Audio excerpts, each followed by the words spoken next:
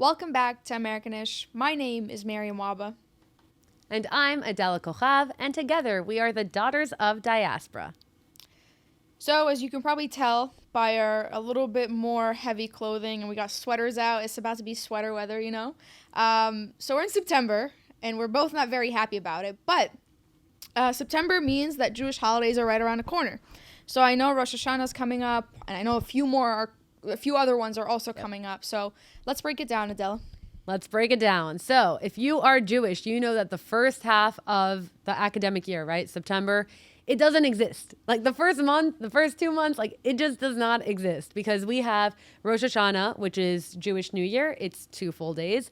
Then we have Yom Kippur, which is a day of fasting, a night and a day, right? And then we have Sukkot, which we sit in huts for a week.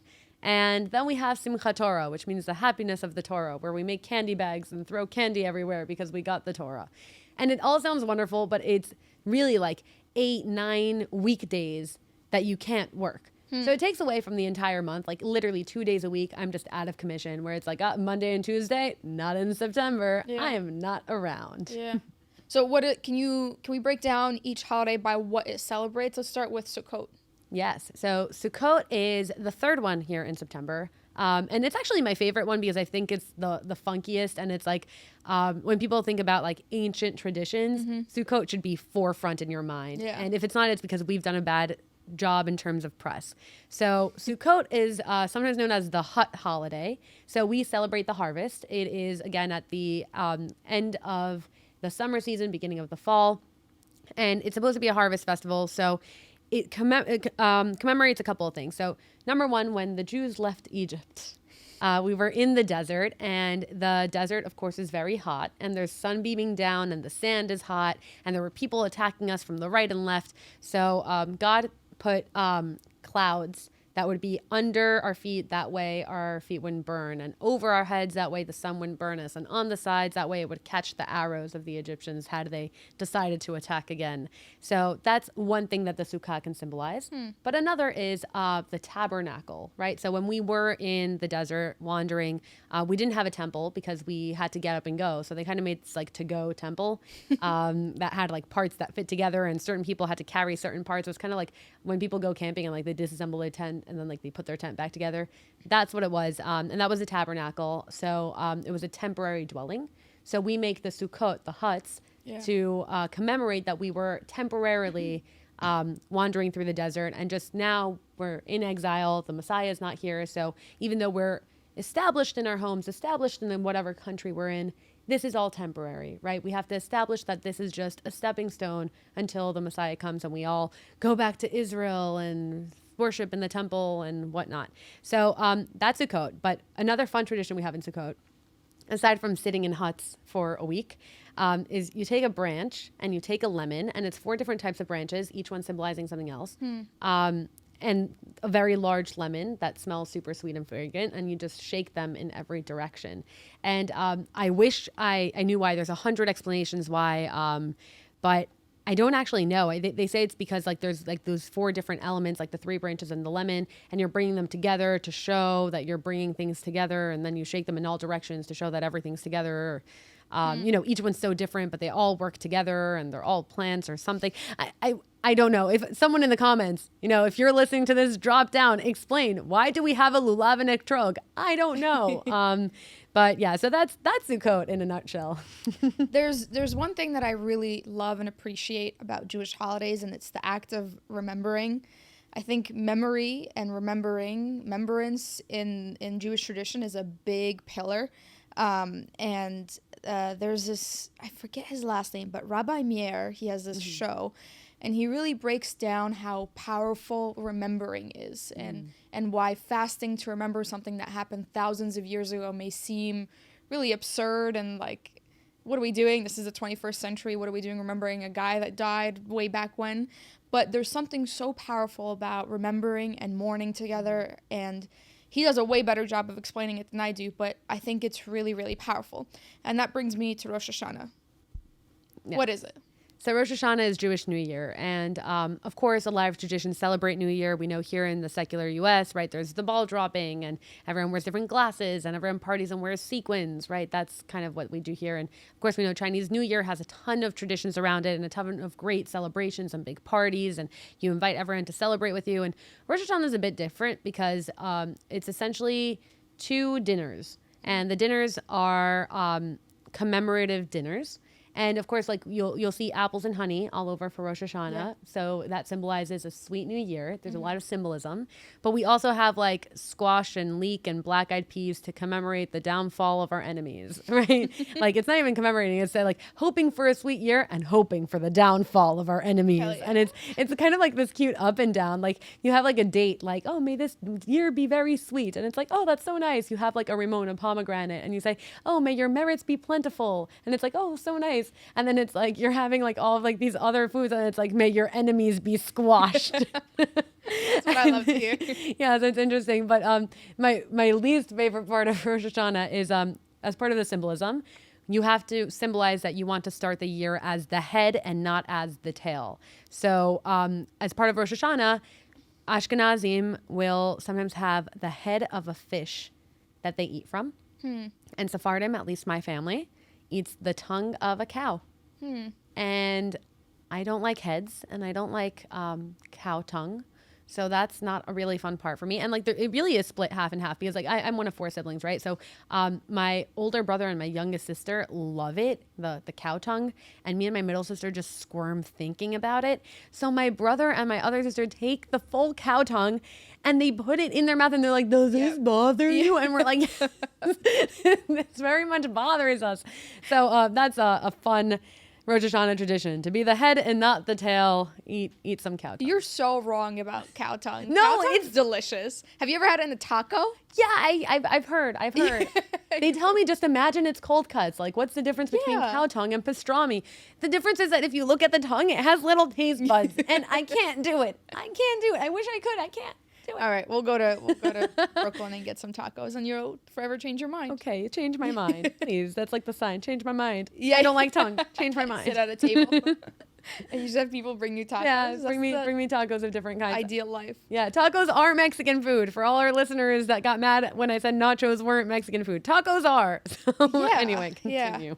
Yeah. Okay, Yom Kippur. I know a little bit about, but okay, a little bit is an exaggeration. I know it involves mourning. Am I right? So Yom Kippur is the Day of Atonement, right? It's actually the most serious holiday in all of Jewish tradition. It's not fun at all, and it's from sundown to sundown. So it's about 26 hours of fasting. And not only are you fasting, but you're going to services the whole time. So in my family, for example, we'll have dinner, let's say it's at like 6 p.m. We'll stop eating at hard 7. We'll go to synagogue until maybe 10 p.m. And then we'll get home, go to sleep, and then 10 a.m. the next day, at least 10 for the women. If you're the men, you're up there early. We go back to synagogue, and we're just in synagogue all day. And then depending on how fast the prayer is, maybe there'll be a 1-hour break between 4 and 5 p.m., maybe 1 hour. So it's a lot, it's heavy, and it's a day of atoning.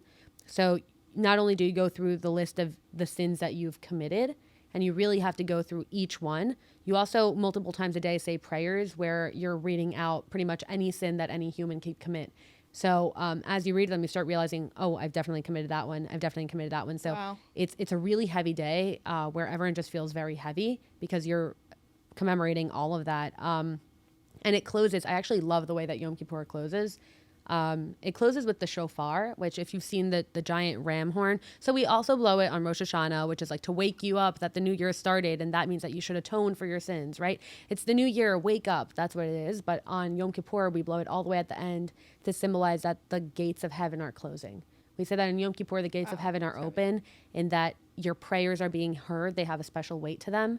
And it's supposed to be like that last long shofar sound is just like you feel it echo in the synagogue and like everyone kind of feels it. And it's called Ne'ilah, which is like the closing of the gates. And it's really intense. But I do have to say, like, as hard as Yom Kippur is, it's where I feel most Jewish. Not that Jews love suffering, but it's like really a day that's so personal, but at the same time so communal because you're going through your personal atonement, but you're doing this while you're fasting, while you're exhausted, while you're in synagogue. with everyone else. Yeah. And I think that's really powerful. So I know that there's also a fast coming up in the Coptic tradition. So what's this one like? What does it commemorate? Yeah, so there's plenty coming up. I hear there's a lot. Yeah, so we just had one, St. Mary's fast, and that's 15 days in August, and that's always such a beautiful fast. And then the one for Christmas is also coming up, and that one's pretty long. I believe that's 55 days. Wow. So fully vegan diet, and just to your point about like feeling the most Jewish in this like Day of Atonement, and to bring it back to the theme of Abrahamic faiths and how we're so similar despite fundamental differences, there's a day of or a week of or a month of atonement across the Abrahamic faiths. Muslims have Ramadan where they're atoning for their sins and praying for their forgiveness, and Christians have different periods throughout the year where they're kind of asking for forgiveness for all that they've wronged. And it's really beautiful to hear you say that's where you feel most Jewish, because it's the moments where you feel how small and insignificant you are that I feel most Christian. And we have to talk to a Muslim friend of ours and see what is it like experiencing Ramadan on a yearly basis, and how holy that month is, and how it signifies so much more than, you know, just not eating for multiple hours during the day. But yes, lots of Coptic fasts coming up. I need to do better, if we're being honest. But I'm excited. The Christmas one's always really special because it's long, so you're kind of building up to Christmas, and we'll talk about it as Christmas comes, but Coptic Christmas is on the Eastern calendar, so it's celebrated the first week of January as opposed to December 25th, and it's always a fun time. Yeah, well, I'm excited to hear about all the Christmas traditions. I know we talked about it a little bit last season, but we're gonna delve deep. So everyone, stay tuned to delve deep when it comes to Coptic Christian Christmas. But the last holiday that we have in September for the Jewish people is called Simchat Torah, which are the last 2 days of Sukkot. So the last 2 days of the holiday, we have Shmini Atzeret, and then we have Simchat Torah, right, which literally means the happiness of the Torah.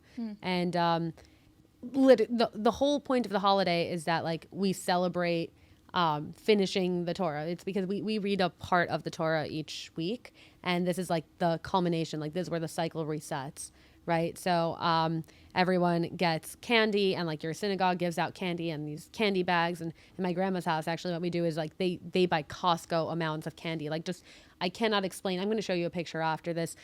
Ginormous table full of candy, and we go like around assembly line style making candy bags this big for each kid in our synagogue. And it's amazing and bizarre, but it is like a time of happiness. It's also nice like after like you have like all these like intense holidays, right? Like Rosh Hashanah is like, you know, like fun, intense, but you have to go through the Seder where like you're commemorating everything with each individual food. And then you have Sukkot where like you're sitting in your hut and like you're shaking lemons and, you know, you do what you got to do. And then you have Simchat Torah, right? Like, and you had Yom Kippur before that. But yeah, and then you have Simchat Torah where you're really just like happy and you're celebrating and you're eating candy and you're like, this is what a holiday should be, right? Like holidays do come with a lot of heavy ritual, and I love heavy ritual. But it's also nice to have, you know, a holiday that's just like, let's be happy and eat and pray. Okay, let's do that. What's the age limit on the candy bag? Like, do I get one? There is no age limit. Whoa. That's the beauty of Simchat Torah. Love that. Okay, I'll be there. Well, we'll save you a candy bag. I'll make sure to bring one for you. Okay, good. I'll make sure to bring one. Okay, those Jewish holidays, a little bit of Coptic holidays. We'll see you guys next week.